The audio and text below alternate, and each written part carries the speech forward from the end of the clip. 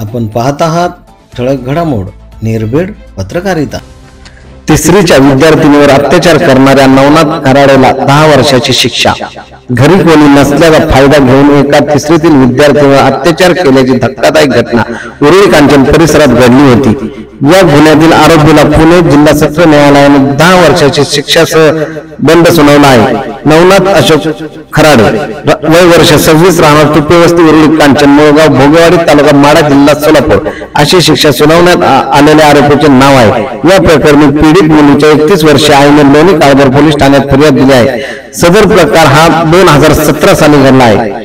पोलिसांनी दिलेल्या माहितीनुसार फिर्यादी यांना 3 मुली असून त्या कुटुंबासोबत उरुळी कांचन परिसरात राहतात। फिर्यादी या कपड्याच्या दुकानात काम करून कुटुंबाचा उदरनिर्वाह चालवतात।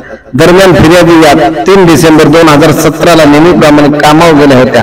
दरम्यान घरी कोणी नसल्याचा फायदा घेत आरोपी खराडे हा फिर्यादी यांच्या घरी गेला। घरी जाऊन फिर्यादी यांच्या अल्पवयीन मुलीवर दुपारी 3:30 वाजण्याच्या सुमारास अत्याचार केला।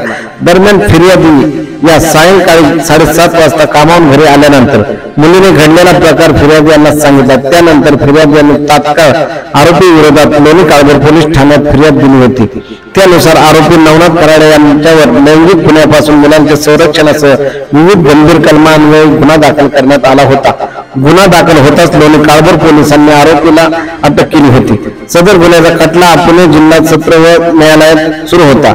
या खटल्यात आतील सरकारी वकील नितीन कोंघे यांनी कामकाज पाहिले। न्यायालयाने या खटल्यात 8 साक्षीदार तपासले। तसेच ऍडव्होकेट नितीन कोंघे यांनी केलेले युक्तिवाद ग्राह्य धरून न्यायालयाने आरोपी खाडे याला भारतीय दंड विधेयक कलम 354 अन्वये 1 वर्षाची शिक्षा व 5,000 रुपये दंड, कलम 452 अन्वये 5 वर्षाची सक्त कारावास व 10,000 रुपये दंड व पॉस्को कलमांतर्गत 6 अन्वये 10 वर्षाची शिक्षा व 10,000 दंड अशी शिक्षा ठोठावली आहे। हे आदेश पुणे जिल्हा व सत्र न्यायालयाचे न्यायाधीश के.डी. चिरभाते यांनी दिले आहे।